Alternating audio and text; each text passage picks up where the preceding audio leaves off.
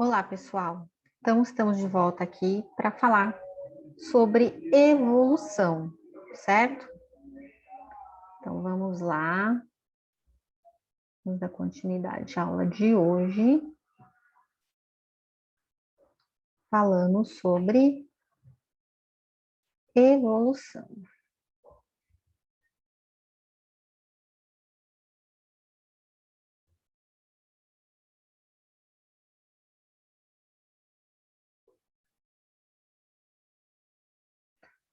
Bom, evolução, gente. Aqui eu começo essa aula com essa figura, né? Bem interessante, que é a figura do homem, né? Que veio do macaco e está evoluindo para o porco, devido aos seus hábitos de vida totalmente errados, sedentarismo, alimentação à base de fast food, né? E é uma brincadeira, né? Porque realmente hoje a gente está vivendo num mundo em que o problema da obesidade está afetando muito a saúde das pessoas, e isso está gerando, né, como diz, né, uma epidemia, né, que essa obesidade leva a outras doenças. Então, é uma brincadeira, né, de que a gente veio do macaco e está indo, está ficando mais parecido com os porquinhos, né? Bom, mas brincadeiras à parte, e brincadeira não, mas é sério isso, né? Então, nós temos aqui bactéria, arquea, eucariotes, que eu falei para vocês lá no outro slide. E a gente começa a falar sobre criacionismo versus evolucionismo. Né? O que é o criacionismo? É que se parte do princípio que Deus criou tudo, né? Criou o homem, os animais, né? Tudo isso que a gente aprende, né? Lendo a Bíblia, né? E isso, né?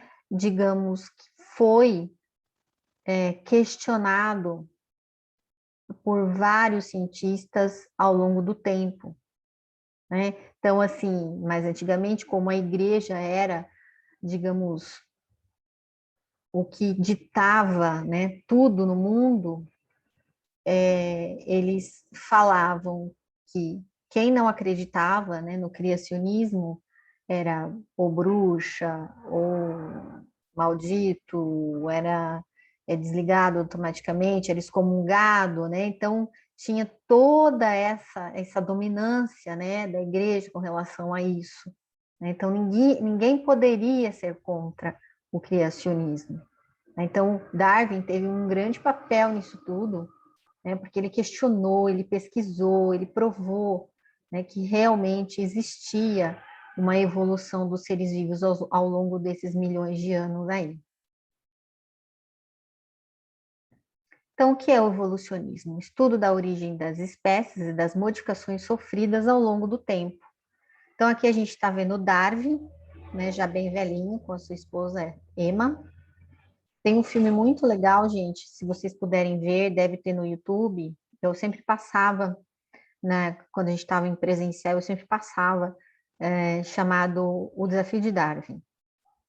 Tá? É um filme muito legal que mostra o Darwin, que veio de uma família extremamente católica, né, extremamente religiosa, né, como todas naquela época, sofreu muito quando ele foi publicar o livro dele, né?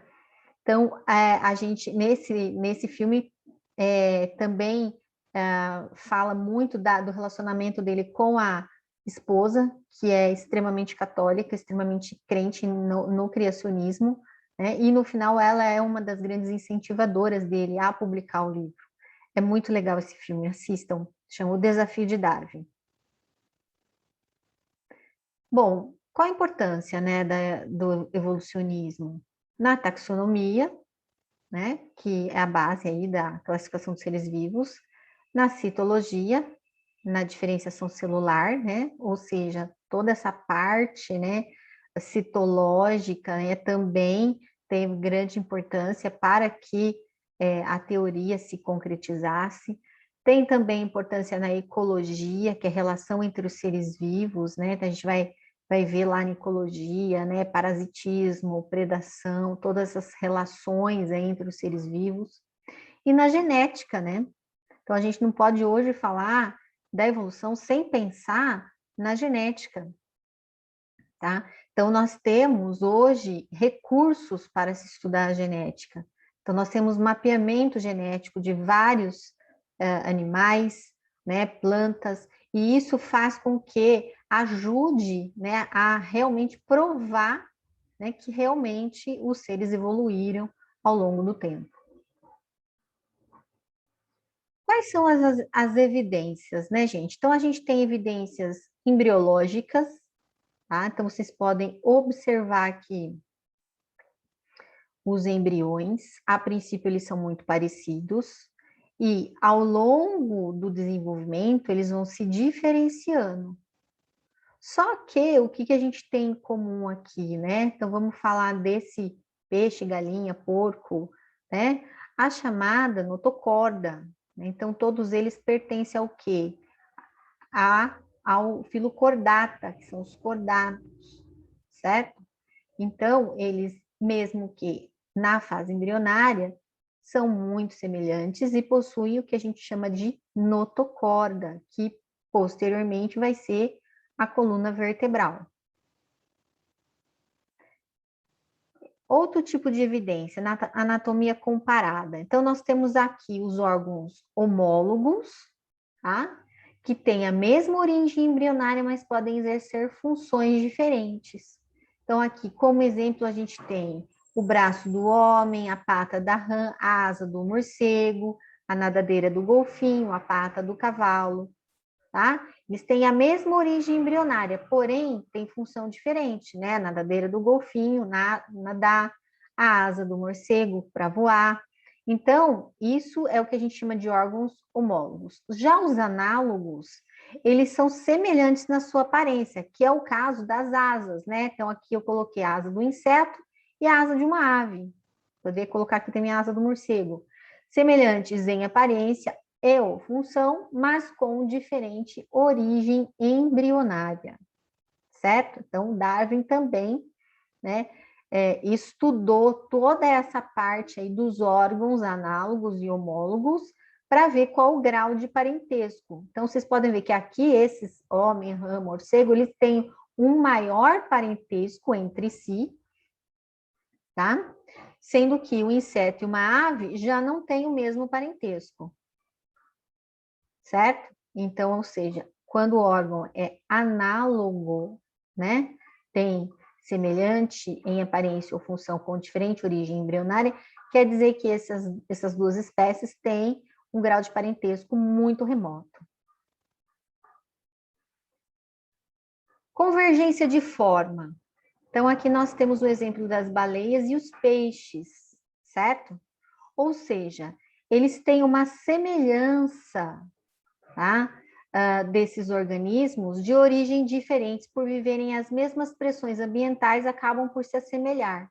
Ou seja, por viverem no mar, né, na água, né, e sofreram toda a parte evolutiva nesse ambiente, eles foram ficando cada vez mais parecidos, semelhantes, certo? Porém, eles pertencem a grupos distintos, né? A baleia é mamífero, né? E os peixes, né, pertencem, tá, a um outro grupo, mesmo os dois sendo animais, certo?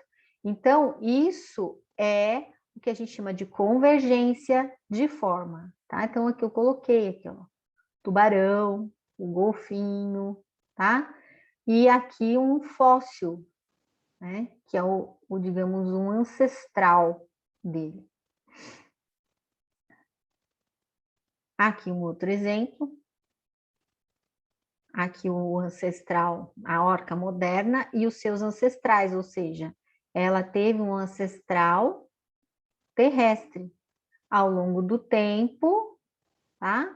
Ele foi se deslocando para as áreas de água, tá?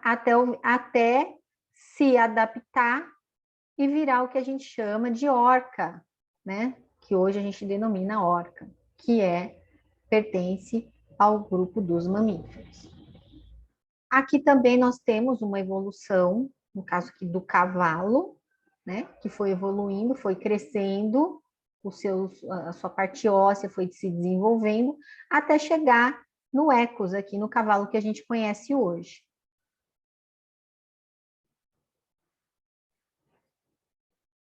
Aqui um outro exemplo aqui, com relação a mamífero placentário e marsupial. Então, nós temos aqui topeira australiana. Tá? Placentário são aqueles que têm a bolsa, e nessa bolsa o filhote termina o seu desenvolvimento. Tá? Comedor de formigas, ou seja, a alimentação. Então, nós temos aqui o numbá australiano e o tamanduá, papa-formiga. Roedores, temos o rato comum e o rato marsupial. Hábito trepador, o lêmur e o cuscuz. Planador, o esquilo voador e o falango voador. Felinos, o lince e o tigre da Tasmânia. Canídeos, o lobo comum e o lobo da Tasmânia. Então, nós temos essas características que são comuns, que é o que a gente chama de nicho, né? E se ele é placentário ou marsupial. Tá? Então, eles têm características em comum, porém, né, eles são de diferentes grupos. Evolução divergente ou irradiação adaptativa. A evolução de uma espécie ancestral em várias formas que ocupam ambientes diferentes. Ou seja, os mamíferos, eles evoluíram de um ancestral lá atrás. Porém, hoje temos mamíferos terrestres, hoje temos mamíferos voadores, hoje temos mamíferos, no caso dos macacos, né, que vivem em árvores, né, e aqueles que vivem na água, no caso das baleias, certo? Evidências. Como que foi descoberto isso, né? Tudo isso foi o quê? Graças ao estudo dos fósseis, pessoal, tá? Então, nós temos registros fósseis, aqui o Archaeopteryx e o Coelacanthus, tá? Então, nós tivemos aqui o estudo desses fósseis que foram comparados com as espécies atuais.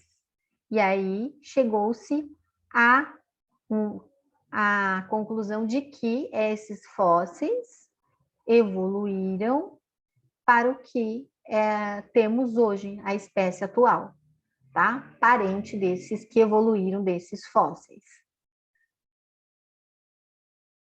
Evidências bioquímicas também, ou seja, comparando o código genético, tá? Tanto dos que estão aí vivendo atualmente com os fósseis. Então, isso também faz com que a gente linke os parentescos. Órgãos vestigiais. Então, a gente tem aqui, como exemplo nosso, né, o cóccix e o apêndice, tá? Então, as estruturas vestigiais revelam a ação de uma evolução no sentido regressivo, privilegiando indivíduos com estruturas cada vez menores, como os dentes em algumas espécies de baleia, dedos laterais nos cavalos, apêndice humano, ossos das patas em cobras. Ou seja, tudo isso é o quê? Uma evidência da evolução. Hoje, um exemplo bem legal, assim, de que a gente realmente está evoluindo, né? É que o dente do siso, hoje já existe algumas pessoas que não têm um dente do siso, às vezes não tem nenhum dente do siso, não tem nem, são 4, né? Dente do siso, às vezes falta um, né? Então, assim, isso já é um indício de que vai chegar um tempo, daqui a sei quantos mil anos, que nenhum ser humano, né? Se é que a gente vai estar vivo até lá, né, gente? Nenhum ser humano vai ter dente do siso. Então, assim, hoje já está, algumas pessoas já não têm um ou dois, né? Ou nenhum. Então, isso já é uma característica de que a gente está evoluindo para isso, certo? Então, é algo que já está começando, mas, então quer dizer que os meus filhos não vão ter dente do siso? Não, não vai ser isso. Talvez um deles tenha, o outro não tenha, ou seja, vai ter várias, vai precisar de muitas gerações para que chegue numa geração que ninguém vai ter dente do siso, tá? Então, isso é algo bem interessante. Bom, quais são as teorias evolucionárias? Nós temos aqui a teoria de Lamarck, certo? Quais são aqui os pontos básicos da teoria de Lamarck? Lamarck ele foi bem importante, mas ele foi bem crucificado na época. A lei do uso e desuso e a lei da transmissão dos caracteres adquiridos, tá? Ou seja, o que é a lei do uso e desuso? Se você usa uma determinada estrutura do seu corpo, essa estrutura vai poder ser modificada. E que isso pode ser transmitido para os seus descendentes, essa modificação, certo? Mas isso caiu por terra, né, gente? Porque não é assim, vamos supor, eu gosto desse exemplo bem assim, né? Prático. Um cara que faz musculação lá, fica lá, né? Fica forte pra caramba, halterofilista e tal. E daí ele tem um filho. Esse filho já vai nascer com aqueles músculos hipertrofiados que ele adquiriu durante todo o treinamento dele na vida? Né? Não é. O filho vai nascer com a musculatura como todo mundo nasce, certo? Então, isso daí é um exemplo, assim, né, bem gritante de que realmente as características adquiridas, certo? Ao longo da vida de uma pessoa, não vão ser transmitidas aos seus descendentes. O que vai ser transmitido é a parte o que está nos seus genes, ou seja, a cor do cabelo, a cor do olho, a cor da pele, e até coisas ruins, como sim propensão a ter determinadas doenças, certo? Então, tudo isso, lógico que o estilo de vida, né, de uma pessoa pode fazer com que essa doença evolua ou não, né? Se uma pessoa tem tendência a ter determinado tipo de câncer, né? Se ela tem um estilo de vida dela, vai diminuir essas chances dela ter aquele câncer. Porém, aquilo está na genética dela. Então, que veio do seu pai, da sua mãe, né, dos seus ancestrais. Qual a importância do Lamarck? Combateu o fixismo, né? Primeira teoria científica sobre evolução, então ele foi bem importante. Porém, o erro básico, as características adquiridas não são transmitidas, certo? Bom, então aqui nós temos, né, o básico aqui que foi provado por Lamarck. Ancestral de pescoço curto, uma girafa, fez esforço para comer, esse pescoço foi se alongando, tá? E aí chegamos no que a gente tem hoje, que são as girafas de pescoço muito comprido, ou seja, aqui nós temos características que foram adquiridas e passadas por seus descendentes. Então, isso é o que Lamarck falava. Né? Então, aqui uma charge, né? Vamos, estica o pescoço, girafa, só assim poderei provar minha teoria. Porém, não foi isso que aconteceu, né? Chegou Darwin e acabou com a teoria dele. Teorias evolucionárias. Então, a teoria de Darwin era tida como ponto básico, a seleção natural, a importância base da atual teoria da evolução, chamado hoje neodarwinismo, que leva em conta também a genética, e o erro básico, não explicava a origem das variações. Naquela época não tinha um avanço da genética como é hoje, então não se sabia explicar, era algo muito mais visual. Então aqui nós temos, né, a teoria aqui das mariposas claras e mariposas escuras, que é o que a gente chama de melanismo industrial.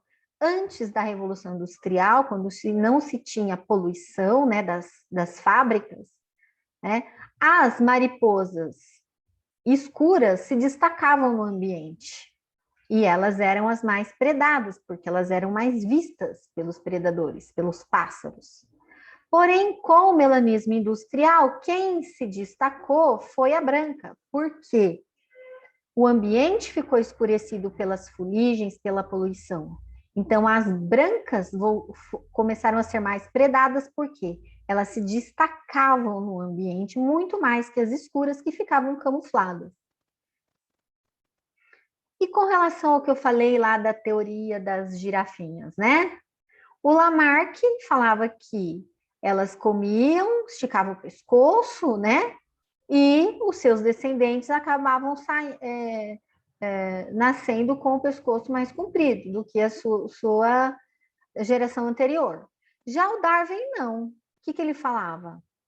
Existiam girafas de pescoço curto, pescoço comprido, né? Porém, o que aconteceu? Somente as de pescoço mais compridos conseguiam se alimentar bem, conseguiam o alimento com mais facilidade, certo? Portanto, quais eram as que conseguiram sobreviver bem e se reproduzir? Foram aquelas que tinham genes, né? Na época ele não sabia que era isso, mas hoje se explica. Elas tinham genes que tinham por característica um pescoço mais alongado, certo? Então, no final, somente essas, ao longo do tempo, essas foram sobrevivendo, se reproduzindo. Portanto, hoje em dia, a gente não tem girafas de pescoço curto, somente de pescoço comprido, certo? Porque ao longo dos milhões de anos, as girafas que sobreviviam mais, né? Porque conseguiam alimento com maior facilidade, foram as de pescoço comprido. Então, aí ele combateu, né? Foi por terra a teoria de Lamarck. E aí nós temos o quê? O neodarwinismo ou grande síntese, certo? Foi o que eu acabei de falar. Acrescenta aos princípios de Darwin a genética, ou seja, como que essas mudanças ocorrem? Onde está o gene, né? Onde está o gene aí do pescoço comprido? Onde está o gene, né, que explica isso? Certo? Então, hoje, o neodarwinismo, né, é o que explica a teoria de Darwin, acrescentando aí a parte genética. Quais são os princípios? Populações contêm variação genética através da mutação ao acaso. Populações evoluem por mudanças nas frequências gênicas. E a diversificação vem através da especiação, ou seja, através dessa diversificação, né, várias espécies foram surgindo ao longo dos milhões de anos aí. Especiação, quais são os tipos de especiação? Então, nós temos aqui a alopátrica, tá? Que a população ancestral é dividida em duas ou mais populações descendentes, vivendo em áreas geográficas diferentes, sem fluxo gênico. Então, vamos supor,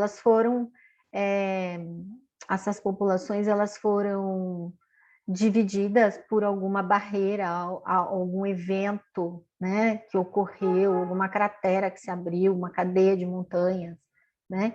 E o que aconteceu? Elas ficaram isoladas, certo? Portanto, foi criada uma população 1 e uma população 2. E aí, ao longo dos milhões de anos, teve a ação de que ocorreu uma espécie 1 e uma espécie 2, com um ancestral comum. Quando entra em contato novamente, seja pela reversão da barreira anterior ou pela ação direta humana, as populações estão reprodutivamente isoladas, ou seja, elas não conseguem mais voltar a se reproduzir, porque já se tornaram espécies distintas. Aqui nós temos a especiação parapátrica, tá? Que temos um exemplo aqui, né? Desses dois pássaros, que tem a borda geográfica comum, porém tem uma zona híbrida, tá? Então, vamos supor, o Bullock vive nessa área aqui, rosa, tá? E o outro vive nessa outra área aqui, amarelo clara. Porém, existe essa zona híbrida aqui, que é comum aos dois, certo? Ou seja, tem uma borda geográfica comum, porém já são espécies diferentes. E a especiação simpátrica, que é através da poliploidia, em que ocorre a duplicação de cromossomos em uma única espécie. Então, isso aqui envolve muito genética, depois isso em genética provavelmente vocês vão ver mais aprofundado, né? Que é a poliploidia, em que ocorre, né, duas espécies diferentes através de uma autopoliploidia de uma delas.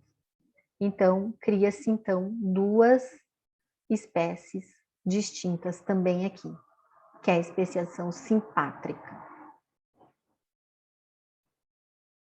Certo, pessoal? Então é isso, a aula de hoje é isso. Eu vou passar para vocês agora o estudo dirigido, tá? Que vocês já podem fazer, quem fizer já pode postar, e quem não tiver condição por algum motivo, vou dar um tempo até amanhã para vocês postarem que já está valendo ponto, né?